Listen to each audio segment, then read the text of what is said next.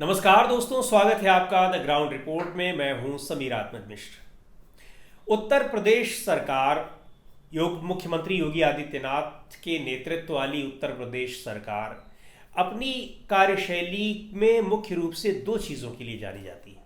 कानून व्यवस्था को सुधारने के लिए कानून व्यवस्था पर सवाल भले ही लगातार उठते हों, रोज़ तमाम तरह के कोई ऐसा अपराध नहीं है जो न हो रहा हो, लेकिन वो प्रचारित करती है कि सबसे ज़्यादा बेहतरीन कानून व्यवस्था जो है वो उत्तर प्रदेश में है। सबसे बढ़िया तरीके से वो कानून व्यवस्था का संचालन कर रही है और अपराधी राज्य की सीमाओं को छोड़कर चले गए हैं, ऐसा सरकार का दावा रहता है। लेकिन अपराध आए दिन होते रहते हैं। कार्यशैली की जो हम बात कर रहे हैं उसमें मुख्य रूप से दो है कि अगर कोई घटना घट जाती है तो ये कार्रवाई की जाती है, और वो भी आरोप लगते हैं कि चुनिंदा लोगों के खिलाफ की जाती है कि पहली बार की अभियुक्त का नाम आया नहीं एफआईआर में और वो सरकार को सूट नहीं कर रहा है तो उसके घर पर बुलडोज़र चल जाएगा। घर उसके नाम पर है नहीं है क्या है, और तुरंत उसमें खामियां निकल आती हैं कि ये घर कानूनी प्रक्रिया का पालन करके नहीं बनाया गया। और दूसरी और इसको लेकर सरकार घिरती रहती है, वो इसको अपनी बेहतरीन परफॉर्मेंस बताती है, तरीका बताती है, लेकिन सरकार घिरती है। सुप्रीम कोर्ट से भी उसको फटकार लग चुकी है, कई बार लग चुकी है, और अभी मामला फिर सुप्रीम कोर्ट में है। जो दूसरी उसकी कार्यशैली है वो ये है कि वो फेक एनकाउंटर को लेकर उस पर कई तरह के सवाल उठे। हालांकि फेक एनकाउंटर का कोई मामला अभी ऐसा साबित नहीं हुआ है कि फेक एनकाउंटर रहा हो। कई केस अभी चल भी रहे हैं अदालत में, लेकिन इनको लेकर वो लगातार घिरी रहती है। ताज़ा तरीन मामला उत्तर प्रदेश के सुल्तानपुर का है। यहाँ 28 अगस्त को एक ज्वेलर के यहाँ डकैती पड़ती है, काफ़ी सामान लूट लिया जाता है। उसके 6 दिन बाद यानी 3 सितंबर को सुल्तानपुर पुलिस 3 बदमाशों को मुठभेड़ में घायल करती है, गिरफ्तार करती है। और उसके बाद 4 सितंबर को एक इसी मामले में एक दूसरा अभियुक्त होता है जिसका नाम है विपिन सिंह, वो रायबरेली की कोर्ट में सरेंडर कर देता है।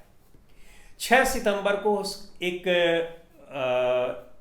खबर आती है कि यूपी एसटीएफ ने इसी वारदात में शामिल एक व्यक्ति जिसका नाम है मंगेश यादव, उसको एनकाउंटर में मार डाला, एनकाउंटर में ढेर कर दिया। अब ये एनकाउंटर की जो घटना, और कई लोग अभी फरार भी चल रहे हैं उस मामले में, कुछ लोग अभी गिरफ्तार नहीं हो पाए हैं, उनकी तलाश कर रही है। मंगेश यादव को भी पुलिस ने उसके ऊपर इनाम घोषित किया था, इनाम बढ़ाकर 1 लाख रुपए कर दिया था, और मंगेश यादव को 6 सितंबर को उसने एनकाउंटर में ढेर कर दिया। एनकाउंटर को लेकर कई तरह के सवाल उठ रहे हैं। एनकाउंटर करने वाले जो ऑफिसर हैं उनका नाम है डीके शाही, और भी लोग उसमें शामिल थे। उनकी तस्वीरें आ रही हैं कि वो बिना चप्पल पहने ही जा रहे थे और उन्होंने एनकाउंटर कर दिया। एनकाउंटर में दिलचस्प बात यह है कि कहानी एक जैसी होती है, जितने एनकाउंटर्स होते हैं लगभग एक जैसी।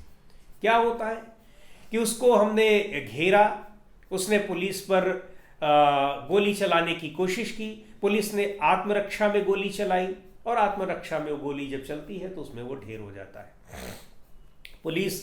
लेकिन है क्या, जो मंगेश यादव के केस में और इस तरह दूसरे मामलों में भी एसटीएफ हो, उत्तर प्रदेश पुलिस हो, उसके ऊपर यही आरोप लगे कि उनको पहले ही वो उठा ले गई। मंगेश यादव को 2 दिन पहले उठा ले गई, यानी जब वो इनाम घोषित कर रही है तो वो उसकी कस्टडी में है, लेकिन किसी को पता नहीं है। चूंकि कस्टडी में अगर है तो 24 घंटे के भीतर उसको अगर गिरफ्तारी दिखा रहे हैं तो उसको कोर्ट के में पेश करना होता है, लेकिन यहाँ गिरफ्तार कर लेते हैं। और जो हिरासत में मरने की जो खबरें आती हैं, 1-2 नहीं, न जाने कितनी खबरें आ चुकी हैं, लगातार आती हैं, वो पुलिस की इसी एसटीएफ और पुलिस की इसी कार्यशैली का परिणाम है। तो उसके परिजनों का आरोप है कि उसको उठा लिया गया था और 2 दिन बाद उनको पता चलता है कि उसको एसटीएफ ने मार डाला। ये उनके परिवार, मंगेश यादव के परिजनों का कहना है। उनके फादर, माँ बाप चिल्ला चिल्ला कर ये बात कह रहे हैं, घर के लोग कह रहे हैं कि उसको ले गए और मार डाले। यहाँ एक और भी सवाल उठ रहे हैं। ये कहा जा रहा है कि उसके खिलाफ पहले से कई मामले थे, और थे कई मामले, 7 मामले थे। लेकिन ये जो 7 मामले थे ये इतनी गंभीर धाराओं में नहीं थे, छोटी मोटी चोरी के मामले थे दूसरी ओर जिस एक व्यक्ति को कहा जा रहा है विपिन सिंह, जिसने जाकर रायबरेली कोर्ट में सरेंडर कर दिया और पुलिस की तस्वीरें आई हैं कि उसको जब वो कोर्ट में पेश करने के लिए ले जा रहे हैं तो बहुत इत्मीनान से वो जा रहा है, जिसको उसको लग रहा है कोई खौफ नहीं है। उनका नाम है विपिन सिंह। इनके ऊपर 36 केस हैं, गंभीर अपराधों में भी केस दर्ज है, लेकिन इनका एनकाउंटर नहीं होता है।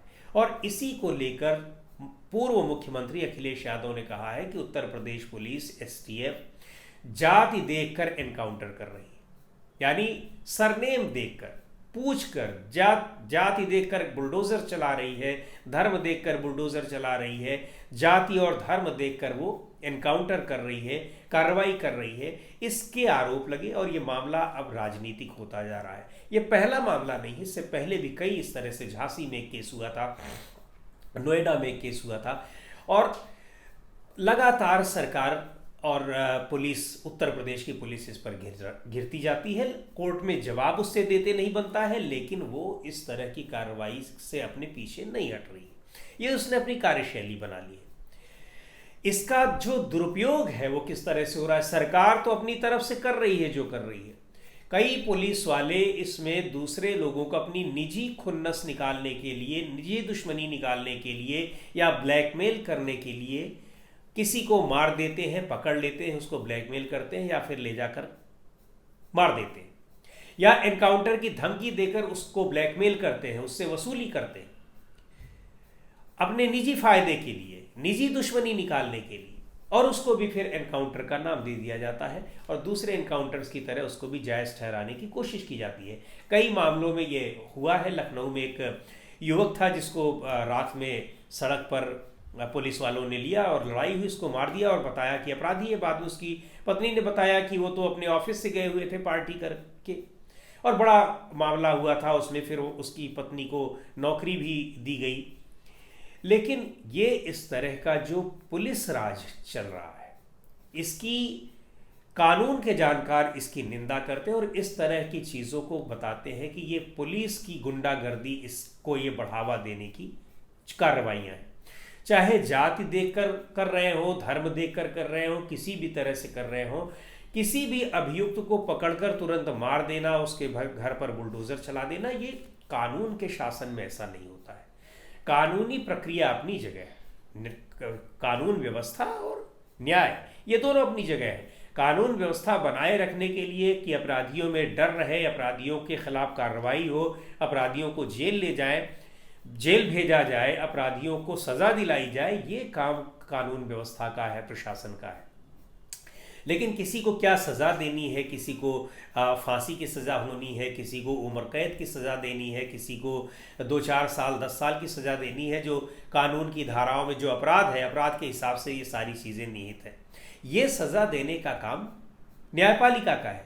लेकिन यहाँ तत्काल न्याय देने की जो व्यवस्था है और उस व्यवस्था का जिस तरह से सरकार अपने पक्ष में दुरुपयोग करती है और उसके बाद ये पुलिस वाले भी उसको अपने हिसाब से उसका दुरुपयोग करते हैं, अपने फायदे के लिए दुरुपयोग करते हैं, वो एक गलत दिशा की ओर ले जाता है, जिसमें कोई संदेह नहीं है। कई घटनाएं हो गई हैं। हालांकि एक आंकड़ा ये भी तैर रहा है कि जो आरोप लग रहे हैं कि जाति के आधार पर ये इनकाउंटर्स हो रहे हैं या बुलडोजर की कार्रवाई हो रही है, तो वो आरोप खैर कोई निराधार आरोप नहीं है। ऐसे तमाम मामले आए जिसमें उस जाति के लोग, यानी ठाकुर जाति के लोग, जो मुख्यमंत्री की जाति के लोग हैं, बहुत गंभीर धाराओं में उनके खिलाफ केस दर्ज थे। सुल्तानपुर की ही एक घटना थी, डॉक्टर का मर्डर हुआ था जिसमें अभियुक्त पकड़े गए, ना तो उनका एनकाउंटर हुआ, ना ही उनका बुलडोजर चला। इस तरीके से बहुत सारे उदाहरण हैं। लेकिन कई दूसरी जातियों के लोग, और उनमें भी खास तौर पर मुस्लिम, ब्राह्मण और यादव, इनके खिलाफ सबसे ज़्यादा इस तरह की घटनाएं देखने में आ रही हैं। तो जो मैं आपसे कह रहा था कि ये आंकड़े जो दिए जा रहे हैं, कुछ आंकड़े ये बताए जा रहे हैं कि 2017 से लेकर 2024 तक, यानी जब से मुख्यमंत्री योगी आदित्यनाथ की सरकार है उत्तर प्रदेश में, तब से अब तक कई एनकाउंटर किए गए हैं। और लगभग 200 एनकाउंटर हुए हैं, 183 लोग इसमें मारे गए हैं और उनमें अपराधियों की जो लिस्ट है उसमें 61 मुस्लिम है। 183 लोगों में ये 2017 से 2023 की ये सूची है। तो इसमें 61 मुस्लिम है जो एनकाउंटर में मारे गए, 18 ब्राह्मण हैं, 16 ठाकुर हैं, 15 जाट और गुर्जर हैं, 14 यादव हैं, 13 दलित हैं, इसके अलावा ट्राइब्स हैं, दूसरी ओबीसी जातियां हैं और 34 अन्य लोग शामिल हैं इसमें। यानी सबसे ज्यादा मुस्लिम और ब्राह्मण इस एनकाउंटर के शिकार बने हैं, इस सूची की मानी जाए। और तीसरे नंबर पर ठाकुर है और 5वें नंबर पर जाट, गुर्जर और यादव है आते हैं, उसके बाद ये लोग आते हैं। खैर ये एक बात है कि जात के हिसाब से, लेकिन ये अगर टारगेट किया जा रहा है कि किसी जाति का है और उसको, अगर केवल सुल्तानपुर का ये मामला देखा जाए तो उसमें अन्य अभियुक्तों के खिलाफ इस तरह की कार्रवाई नहीं की गई। जिस मंगेश यादव को बताया जा रहा है तो उस मंगेश यादव के खिलाफ केस दर्ज थे, लेकिन उससे ज्यादा गंभीर केस दूसरों के खिलाफ दर्ज थे और परिवार का आरोप है कि उसको उठाकर ले गए और 2 दिन बाद मार दिया गया। यही कहानी दूसरे एनकाउंटर्स की भी है। किसी में सही बात है कि जो प्राइमा फेसी दिखाई पड़ रही है, अब जांच में पता नहीं क्या कैसे आता है, लेकिन बहुत से एनकाउंटर्स को जिनको हम लोगों ने भी रीड किया, देखा, उनमें कहीं से ये दिख नहीं रहा है कि पुलिस की थ्योरी में कोई दम। यह अलग बात है कि कोर्ट में वो क्या होता है, उसका फैसला क्या होता है, कोर्ट उसको फेक एनकाउंटर मानता है नहीं, चाहे वो विकास दुबे का मामला हो, चाहे वो अतीक अहमद के बेटों का मामला हो, चाहे और बहुत सारे उदाहरण उन, और थ्योरी भी एक जैसी होती है कि क्या कैसे हुआ, क्या हुआ, क्या नहीं। पुलिस उसको बिल्कुल अर्ली मॉर्निंग, सुबह सुबह करती है या अंधेरे में करती है।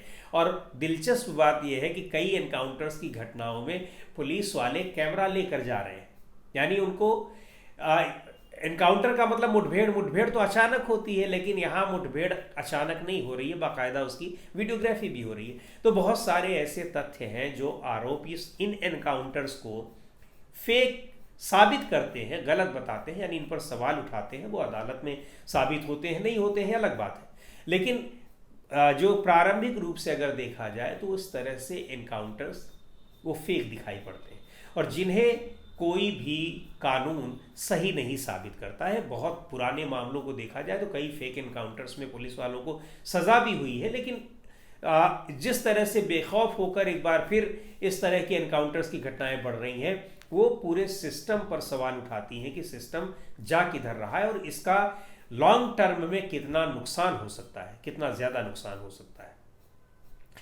तो दोस्तों आज की इस वीडियो में इतना ही। अगले वीडियो में फिर मिलेंगे एक नए विषय के साथ, एक नए मुद्दे के साथ। द ग्राउंड रिपोर्ट के यूट्यूब चैनल को आपने अब तक सब्सक्राइब न किया हो तो ज़रूर कर लें, हमारे वीडियोस को लाइक करें, शेयर करें और अपने सुझाव भी हमें ज़रूर भेजें।